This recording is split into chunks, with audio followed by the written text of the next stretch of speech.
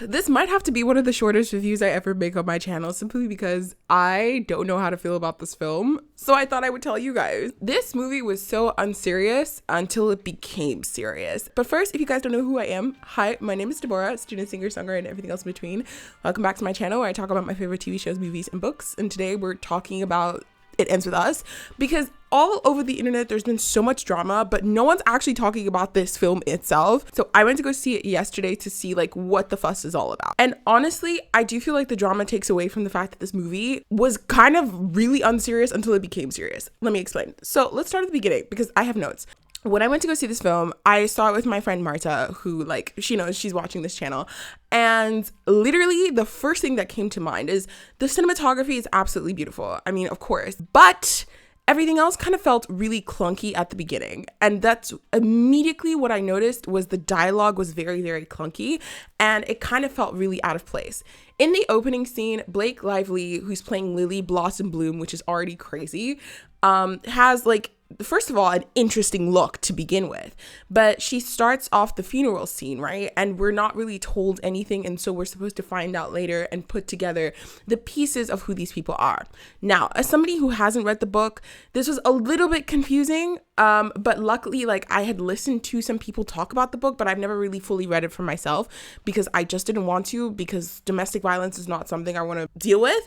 First of all, the look that she had on was very interesting. She had this like dark, like this black leather jacket and this like corset or mini corset thing going on, and her hair was kind of wild, which again, I don't understand why that look was decided upon for this movie, because it didn't really make sense. I mean, the look was interesting, it just didn't really make sense for a funeral, and it felt really out of place for her. And I don't know who styled this film, because I was constantly telling my friend Marta, like, really weird, it doesn't make any sense that you would go to a funeral, you would wear a dark leather jacket with a white shirt and a mini corset and wild hair, and everybody else kind of looks like very normal. That doesn't really make sense. At first I thought maybe they're just trying to establish that her character is just different and it's edgy, but it just felt really out of place, and I felt like she should have had something a little bit more normal on. I don't know if that's, this is not to be mean to the set designer or the costuming person, it was just really weird.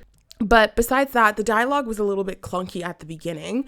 The scenes between Lily and her mother were kind of okay, but then you really started to notice the lack in dialogue when it came to Lily's character and Kyle, is it Ryle Kincaid? Horrible name, but that's not a movie thing, that's a Colleen Hoover thing. So in this next scene, Blake and Ryle are sitting together like on a rooftop, and she is like on the edge of the rooftop, and he comes in, and Justin Baldoni's acting I'll get to in a second, but basically they're both sitting down at the edge of this rooftop, and you know, he's throwing a literal fit / tantrum / slamming chairs like all over everywhere, because we find out later that he's a neurosurgeon, and the kid that he was, I think, operating on had passed away, and there was nothing he could do about it, right? Which doesn't really warrant a tantrum throwing chairs, but that's another story for another day. And basically, when the both characters are interacting with one another, not only is the dialogue very clunky between them, I feel like there are different styles of acting that's happening between them. I'm not a professional actress, and I don't want to be mean to anyone who's acting, because it's not an easy job, but it's like sometimes when she would talk, it felt like she was very giggly a lot of the times, and so she would literally say a sentence and she would be like and she would be laughing a lot while the sentence wasn't really that funny. And then I was like, am I missing the joke? Or a lot of the one-liners that they would give were not comedy one-liners that warranted, you know, a laugh. It was just like, okay, it's a little snarky moment, it's witty, but her laugh or her giggliness felt really out of place. And when you pair that with Justin Baldoni's acting, okay, so first of all, Justin Baldoni's acting was very, very serious. It was very, very intense. He's a very intense actor, and their styles, Blake's and his, do not necessarily match a lot of the times, because you can feel Justin's intensity. You can feel that he's really like in a different place.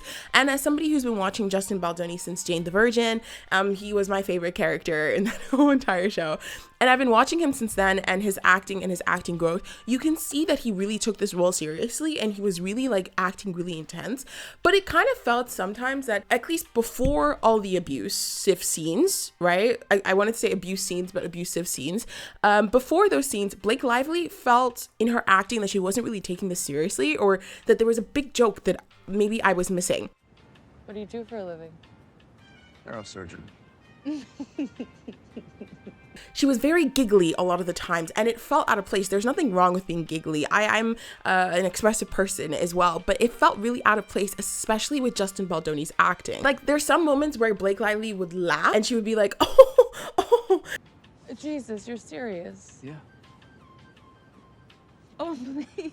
Oh my God, please. I'm so sorry. No, I'm so sorry. I'm so sorry. You spent way too You spent way too much time. And then Justin Baldoni isn't laughing, or Ryle Kincaid isn't laughing. And then it just kind of felt awkward. Like, it left a lot to be desired. And there were also a lot of silent moments where there was like awkward silence, because the both of them clearly are not matching in styles or how they're approaching this. And it felt very clunky. And I didn't feel like there was any chemistry between the both of them at the beginning. I personally think that there was more chemistry between the young actress that played Lily Bloom and the young actor that played Atlas. I thought there was more chemistry between them, and I was really invested in their story. And I'll give you an example of what I mean the dialogue was clunky. So there was a scene where we were about to be introduced to the first like abuse sort of situation, where Ryle is he's making a frittata in the kitchen, and he's cutting strawberries, right? So Blake comes outside and she's like, oh, what is this? And normally, in normal dialogue, even if it's in a film, the way you normally react to somebody cooking for you is being like, oh, like, this is so sweet. What are we doing? What are you making? And Blake Lively's acting is so over animated that she's like, whoa, what is this? No, what is that? What, are we like in a porno or something? That's literally a line that she says. I have it in my notes because I was just like, that makes no sense as a sentence. Why would you say that? So I don't know if it's the writing and the acting combined, but that was a very random line. And I don't know if that's in the books, then that's the problem.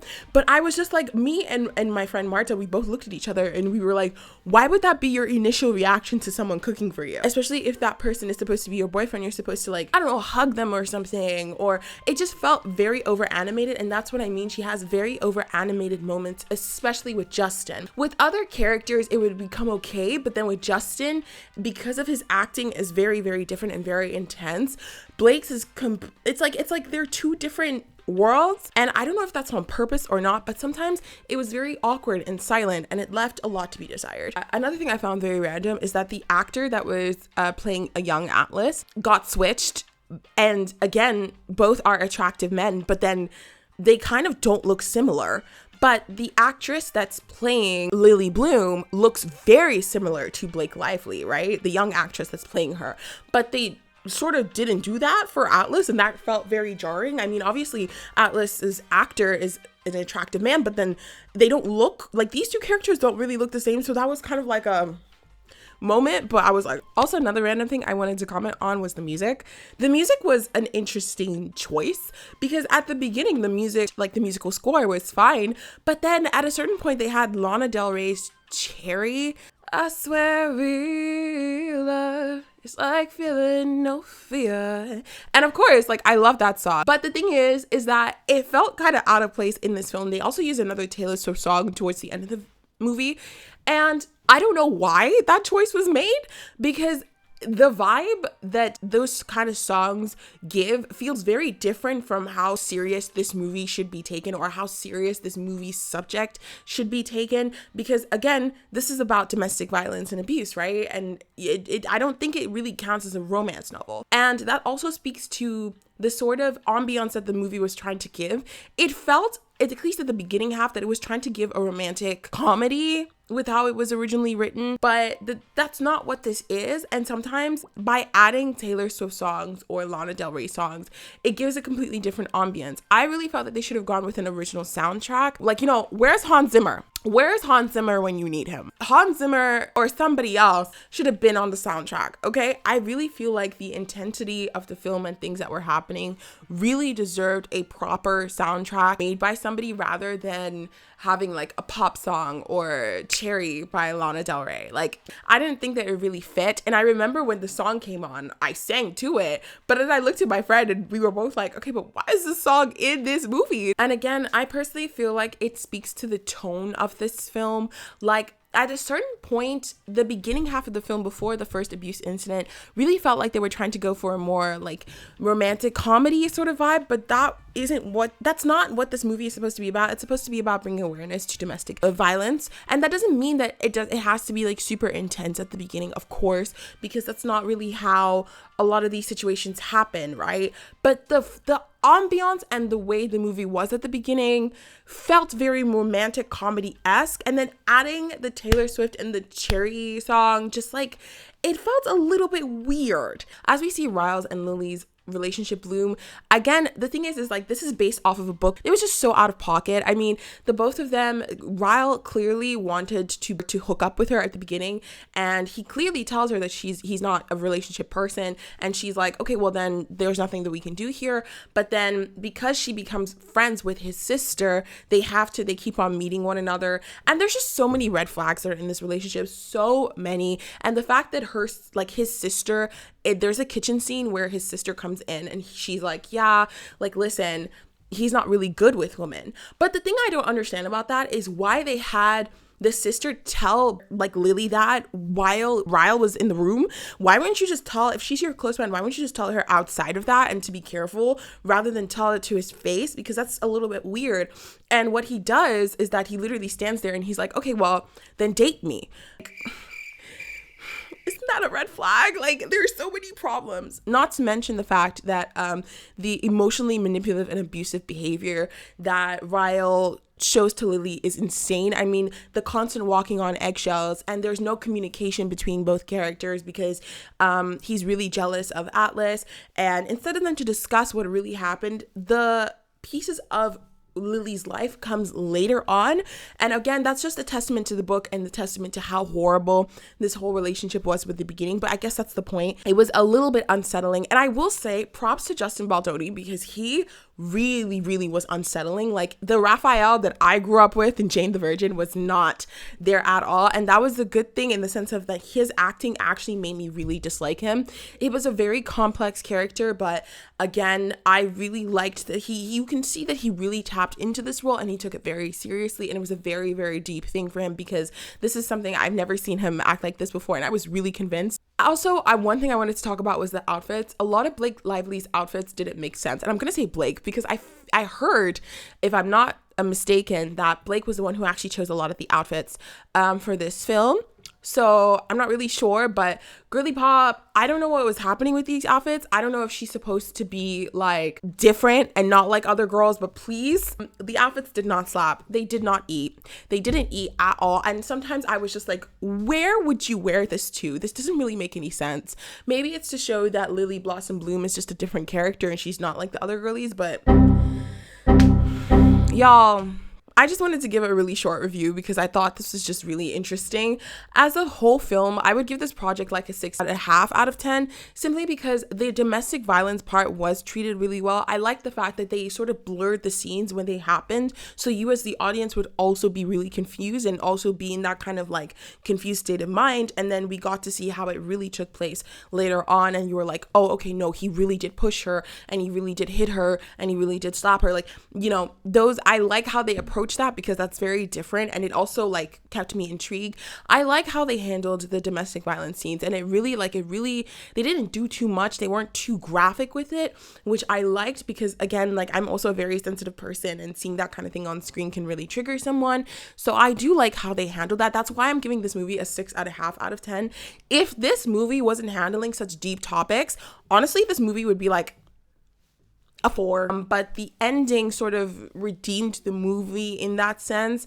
But yeah, a lot is left to be desired, to be honest. But I don't know, you guys tell me down in the comments below. Thank you guys so much for watching this very short review, and I will see you guys in the next video. Okay, bye.